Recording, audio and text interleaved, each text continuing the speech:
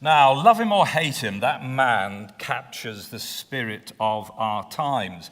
On a daily basis, Donald Trump shows that there is a very fine dividing line between creative disruption on one side and mindless chaos on the other. And in our own businesses, we wobble along this Trump tightrope between disruption and chaos in a world of very rapid change. Now, in fact, this face is much more scary in business terms because Jeff Bezos is very structured and targeted in his disruption. A few weeks ago, Amazon caught the headlines because they went over the $1 trillion valuation to join Apple. And the personal worth of Jeff Bezos is now touching $170 billion. But behind those headlines, there are four figures that actually caught my attention. The first is 20,000. That is the order to Mercedes 3 weeks ago for a new batch of trucks to add to the already large van inventory and the 40 freight aircraft that Amazon actually run. The second figure is their bottom line profit, which looks big, and it is, but it's 1.1% of turnover, which is small and scary. $27 billion is what Amazon spends each year on R&D. It is 5 times what the world's largest pharmaceutical company spends on its research, and they're trying to cure cancer. It's 15% of Amazon's turnover.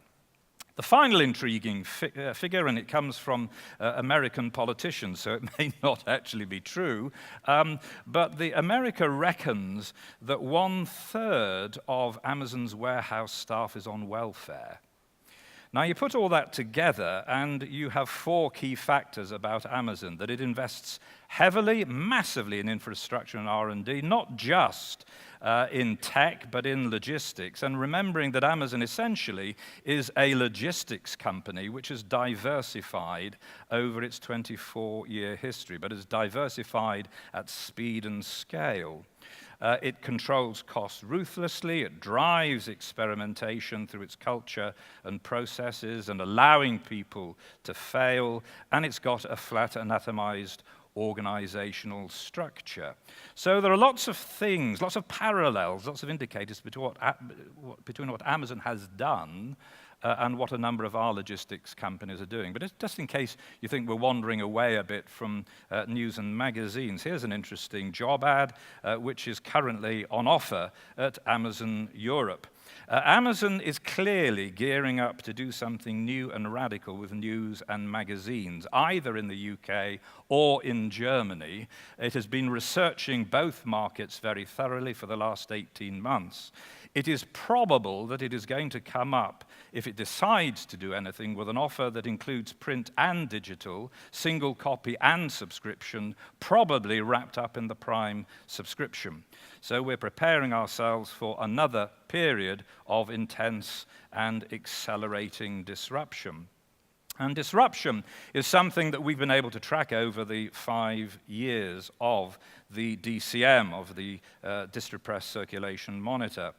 Last year, the pressures which had been building up over the previous few years exploded in a series of company closures, of mergers and acquisitions and consolidation, and of unexpected partnerships.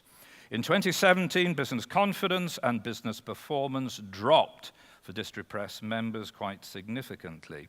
Now in 2018, confidence is beginning to come back a bit, and the underlying business indicators are looking a little more robust. Let's just have a quick look at that.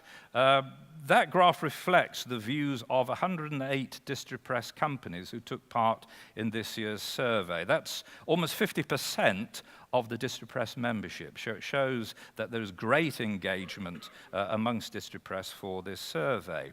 The lower black line is the percentage of Distripress members who are seeing growth in their business. It's 31%.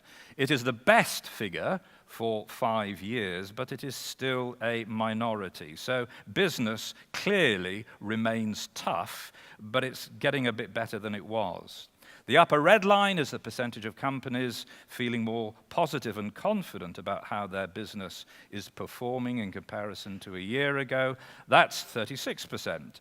Like business performance, it is weak, weaker than we would like, but it's up, and up after a fairly dire 2017. Now, there are lots of reasons given in the report as to why that actually is, but before we begin to look at that, let's just have a look at the report itself. Back in the summer, we asked all Distripress members what they wanted to see in the DCM report, and this is what you told us. Generally very high satisfaction levels, but number one, the level of the detail in the report is overwhelming. So we've streamlined the report, we've taken bits and pieces out, and there will be a program of bite-sized insights running from Distripress over the coming year. The second thing you wanted was more on future tech development, shaping the industry. So there's a new section in the report on that, and more examples of new business models and diversification. So again, there's a section in the report, and Tracy's already mentioned the symposium tomorrow morning, where we will have a live workshop at Congress looking at diversification. Oh, and another thing, you want an online database of markets. You want everything, you lot, don't you? But one of the things is an analysis of what's going on in individual markets, and Corinne has already mentioned a summary of subsidies available in local markets as the start along that route. So, this is what DCM 2018 looks like. 6 sections. The big picture we start off with, this new intro. The geography of news and magazines, which are the hot markets around the world. The key metrics, which are driving our businesses. The retail structure, how that is changing. The supply chain above it. Organizational change, which has become of more interest year by year amongst Distripress members, change within your own companies, and diversification, growing the opportunities. So what I'm going to do is just to try and give you a taste as to what is in still a very big report with 3 themes that sit behind the big picture: convergence, fragmentation, and diversification. First of all, the big picture. The background to the current wave of disruption is a growing array of tech developments, as we've seen from Dominic's presentation, in 3 key areas: consumer distribution and in retail. Consumer tech, first of all. The report lists a number of key technologies which are shaping how consumers interact with media content, and 3 stand out as of prime importance. The first is voice, voice-activated assistants, which have the potential to blow apart search, brand advertising, how news and content is delivered to the consumer. The second is the Internet of Things, from talking fridges to self-drive cars, all of which could carry publisher content. Renault's recently bought a magazine publisher in France because it wants content for its self-drive cars. Meredith has a deal with Samsung to provide content in its fridges and freezers to allow consumers to make the most of the contents of the fridge, which the Samsung fridge monitors. And of course, there's good old AI. Whatever that is, but it is being used in all its different forms to deliver tailored content to individual consumers. It affects everything else as well. It affects advertising placement, marketing comms, the streamlining of internal processes, and we'll come on to that in a moment. But the content delivery aspect, there are all kinds of examples in the report. One example that takes my fancy is New York Times, which is using chatbots to deliver content. So instead of looking at an individual article, the system has broken an article down, which it delivers in the tone of voice of the journalist to individual consumers in a two-way conversation. It's Q&A, all the way through, which is very smart and rather scary. I suppose you still need a journalist at the end of the day to produce the content. There are some secondary applications, visual search and virtual reality, which are more difficult to monetize. But beneath all these towering applications and unpredictable game changers is a long list of more mundane digital activities which publishers are locked into for the next 1 to 2 years. And they're simple things like optimizing websites, the re-emergence of the good old e-newsletter, paid access to content, video channels, more dynamic payment options for paid content. So there's a lot going on at the front end. In terms of distribution tech, actually that shouldn't be voice-activated assistants, that should be robotics. As it's awful, isn't it, when you suddenly see something that's gone terribly wrong on your presentation. I blame Tracy, actually, for not seeing that. Robotics is what that first one, those little funny little hands there, which can stretch from automated pick and pack in a warehouse through to flying or ground-based drones to make the final delivery to the end consumer, stuff that Dominic's already been talking about. AI is rippling through every link in the distribution process, making supply chains more efficient and more tailored, both to the retailer at the bottom end, but also to the consumer. Driven by smarter use of data, AI can manage the supply chain, just-in-time ordering, delivery route optimization, range, and order management in a much more sophisticated way and in real time. And then blockchain, again, whatever that is, sitting behind everything. And behind the hype, though, there is a really dynamic and radical way of changing the supply chain and simplifying it. Retail tech, there is a section there. I won't go into too much detail because Dominic has already covered this. Retailers are really getting to grips with all the technologies seen higher up the supply chain, but with their own particular spin, and quite a funky spin on it as well. Store staff who are digitally enabled with handheld devices. Robots who can answer questions as you're wandering aimlessly round the store and can show where goods are stocked. In-store digital directories, ordering systems and digital demos, shopping apps which drive and aid the whole shopping experience. And of course, there's then Amazon Go lurking in the wings after a few tech teething problems. The convenience store without a checkout. The shop that watches you, tracks you, and bills you without you having to do anything. You just wander through and fill your boots and your basket, and it bills you for it. Now, behind all that, we've also tracked, in the big picture, the evolution of the publishing model from print-only through print plus, the bolting on of new products and services, a lot of them digital. And I must say that there are a number, particularly of magazine publishers, who have not progressed beyond that, who still have very profitable businesses making money out of a print plus and a print first operation. Digital first is where the operation flicks around 360 degrees. Then we move on to mobile first, the progression from the PC to the tablet to the smartphone for media consumption. There is a view that if, as a publisher, you're not mobile first now, you're too late, and you've missed it, and you need to leap into voice. That's a rather philosophical question, which we can debate over the Prosecco at Tyler's party tonight. But where we are now, and our monitoring of where publishers are coming from, is that they're very much now audience first. It's not about platform and an obsession as to how you deliver. It is working backwards from the audience to work out what they want, and also a much more ruthless revenue first. If it doesn't make money and will never make money, why do it, ever? So, all this is part of the content and environment in which we operate, which moves on to the next big theme, which is convergence. And I think this operates at 5 different levels. Firstly, there are the consumer trends, which are increasingly similar around the world, particularly in the area of consumer tech. That filters through to M&A and partnership activity as media companies themselves go multi-channel and need to bring in new skills from outside.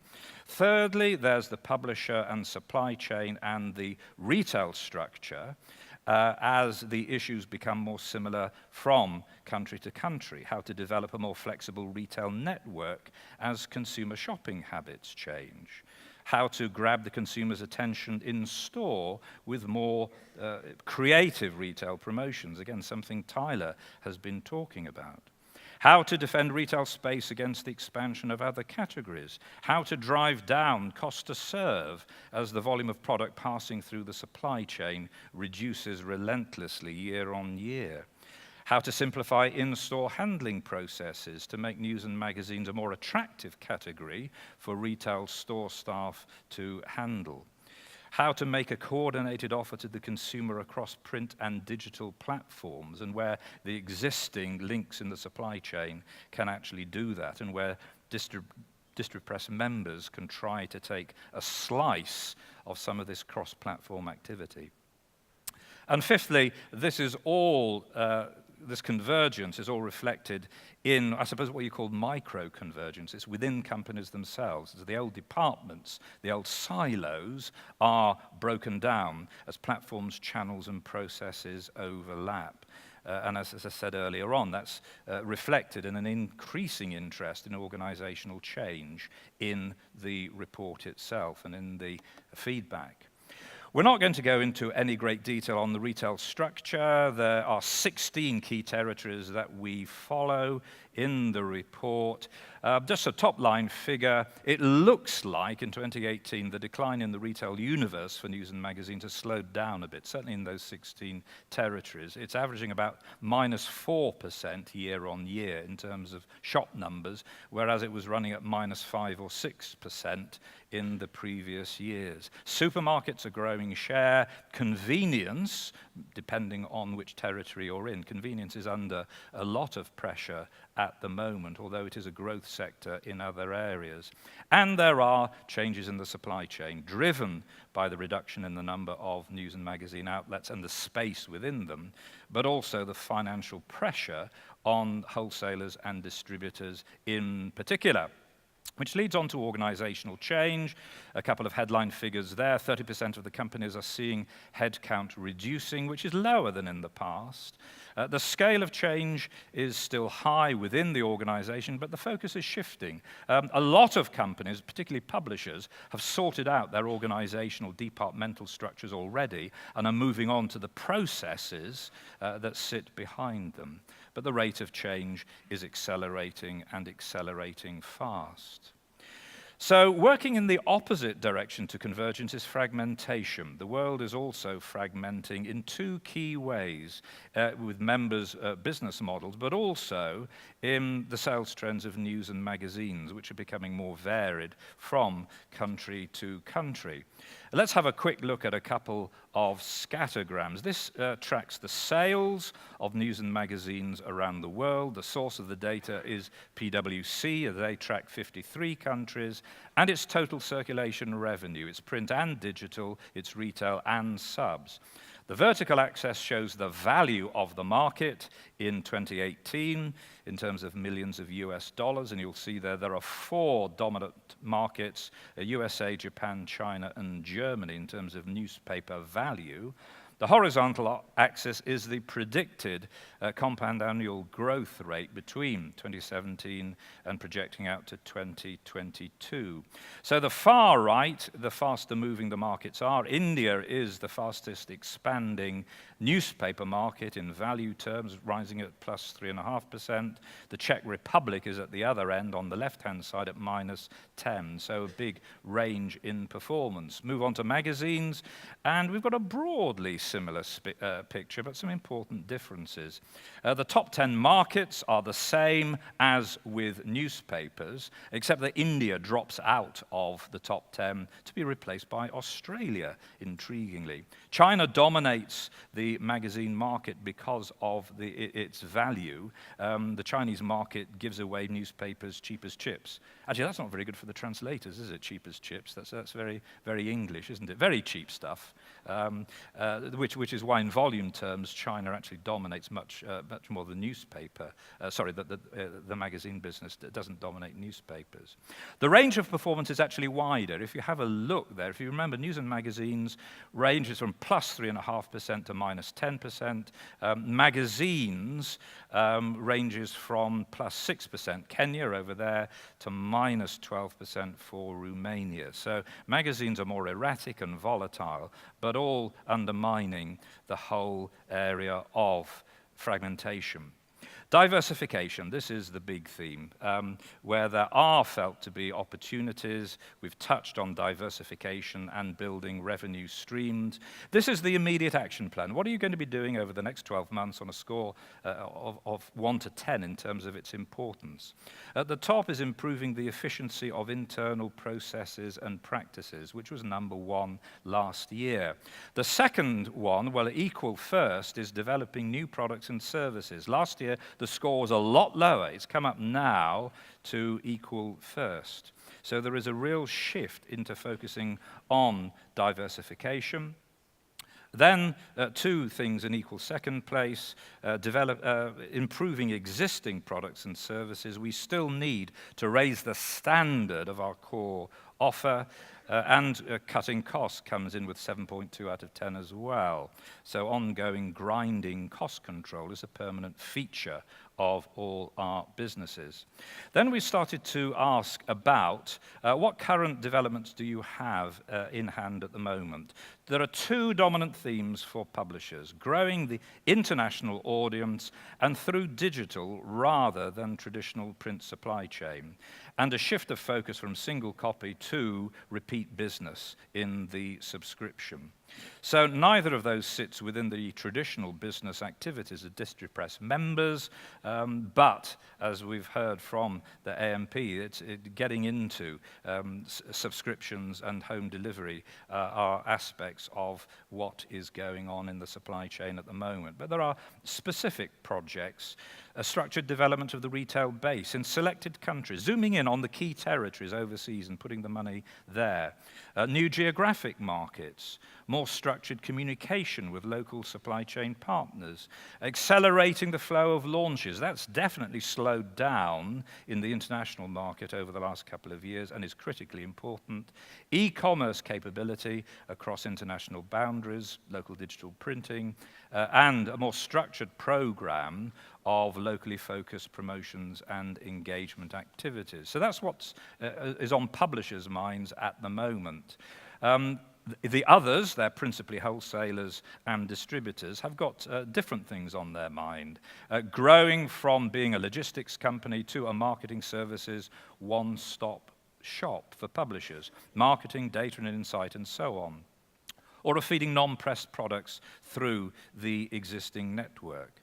More radically, selling their logistics skills to new networks and to new industries, bolting on new networks to the existing ones, and I think live events, and again, Tyler's presentation picks up on this. Live events is a key growth area for publishers, and they're looking at that internationally as well, and the local wholesalers and distributors wanting to do that. Direct to consumer, both in terms of fulfillment and marketing, and that's an intriguing development as well as having a direct contact with the consumer, with paid promotions, social media, and so on, and giving consultancy services to retailers in the supply chain. Some other specifics: standalone retail merchandising, local digital printing facilities, local e-commerce platform for publishers, and some of them it's just about grabbing market share and taking money from their competitors. So then we said, okay, look forward. What's on your wish list? Looking forward 2 years' time as to the kind of things you want to be doing. Generally, they're simply more radical versions of current developments, but there are some interesting specifics. Publishers are looking for more live events in local markets, of using video content and audio content to distribute, and to distribute in information units rather than in issues, to tempt people into the brand through smaller gobbets of information. In terms of the other supply chain players, interestingly, a handful of logistics companies who have gone to one-stop marketing shops are going back to standalone operations, of picking out those services that do provide enough revenue and profit and building those into single operational units. Selling IT capability to other industries. This is an interesting one, creating your own content for distribution.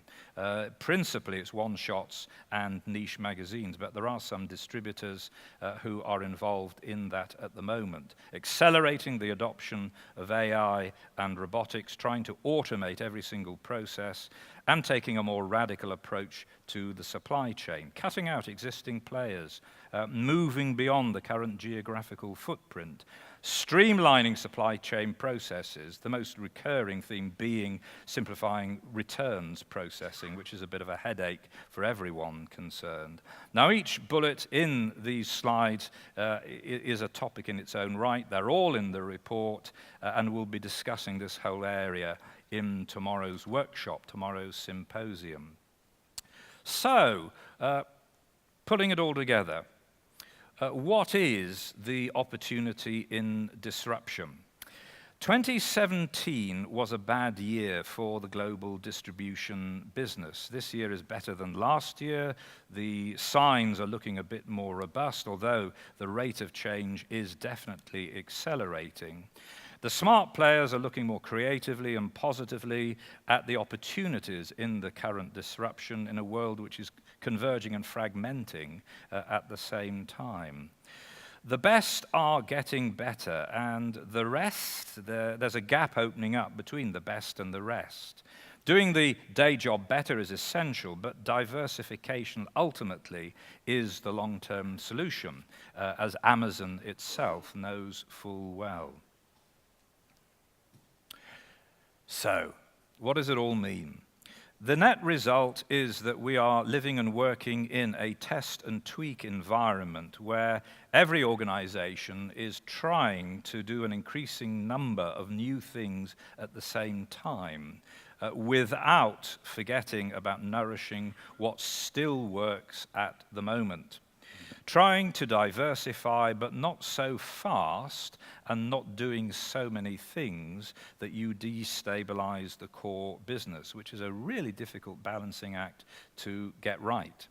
But the encouraging conclusion, I think, of the whole report is that our industry appears to be more proactive. There are more proactive innovators than reactive decline managers, people who have just sort of booked up their camper van and are ready to retire to New Zealand rather than face the future.